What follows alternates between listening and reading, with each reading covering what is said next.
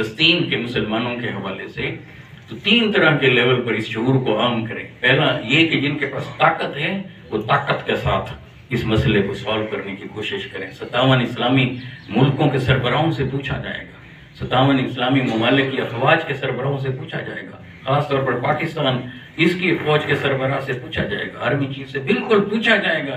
تیقن سے کہہ رہا ہوں کہ آپ ایٹمی ملک تھے، 57 اسلامی ملکوں میں سے واحد ایٹمی پاور تھی وہ آپ تھے، آپ کے پاس ایٹم بم تھا، اس کے باوجود بھی آپ نے اسرائیل سے بات نہیں کی۔ مومن کا خون بہہ رہا تھا وہاں پر، بیٹیوں کا خون بہہ رہا تھا، بچوں کا خون بہہ رہا تھا، اور تم اتنی طاقتور فوج کے سربراہ تھے۔ سارے سربراہوں سے پوچھا جائے گا۔ صحیح مسلم کیا نے فرمایا کہ جب برائی کو دیکھو تو سب سے پہلے فرمایا فَبِيَدِهِ، اسے طاقت کے ساتھ روکو، فَإِن لَمْ يَسْتَطِعْ فَبِلِسَانِهِ فَإِن لَمْ يَسْتَطِعْ فَبِقَلْبِهِ ذَلِكَ أَضْعَفُ الْإِيمَانِ وَقَالَ صلی اللہ علیہ وسلم۔ تو ان سے پہلے پوچھا جائے گا اتم میزائل کس لیے بنائے تھے، غوری میزائل کس لیے بنائے تھے، شہین میزائل کس لیے بنائے تھے؟ آپ میں اور کچھ بھی نہیں تھا، میزائلوں کا رخ ہی ادھر اسرائیل پہ پھیر دیتے، پھر دیکھتے کہ کیسے وہ لوگ جنگ کو روکتے۔ مگر مسلمان تقسیم ہوئے ہوئے ہیں، کسی کو کچھ دیا جا رہا ہے، کسی کو کچھ دیا جا رہا ہے، کسی کو UN کچھ دے رہا ہے، کسی کو ورلڈ بینک کچھ دے رہا ہے، IMF کچھ دے رہا ہے۔ یہ ہمیں تقسیم کیا گیا ہے، ہمارے مقاصد سے ہٹایا گیا ہے۔ بے حکمتی نہیں چاہیے، تدبیر چاہیے ہوتی ہے، یاد رکھیں۔ مدبرانہ انداز میں جو طاقت جن کے ہاتھوں میں ہے ان کو چاہیے کہ طاقت کے ساتھ آگے، اگر نہیں کر سکتے تو دوسرے نمبر پر ہمارا کام شعور کو عام کریں۔ فَبِلِسَانِهِ، جب طاقت نہ ہو تو پھر اپنی زبان کو کام میں لائیں، ڈریں نہیں کہ ہم یہ اویئر کر رہے ہیں، جب ویسے نہیں مرنا ہم نے، قوم کو تیار کرنا چاہیے۔ میرے حبیب علیہ السلام نے فرمایا تھا جس نے شہادت کی موت کی خواہش نہیں کی وہ نفاق پر مرے گا۔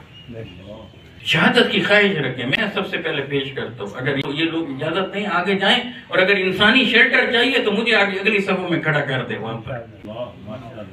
دوسری بات اویئر کریں، پروفیسرز کا کام ہے، سکولرز کا کام ہے، علماء کا کام ہے، مشائخ پیروں کا کام ہے، اینکرز کا کام ہے، میڈیا پرسن ان کا کام ہے کہ اس شعور کو عام کریں جنہیں اللہ نے کیا زبان دی ہے، اور باہر جاتے ہیں خطاب کرتے ہیں، کسی بھی لیول پر ہیں، کسی بھی لیول پر، چاہے وہ تاجر ہیں، چاہے وہ پروفیسر ہیں، ڈاکٹر ہیں، اساتذہ ہیں، مشائخ ہیں، علماء ہیں، ان سب سے پوچھا جائے گا کیا آپ نے اس وقت اویئرنس دی تھی زبان سے؟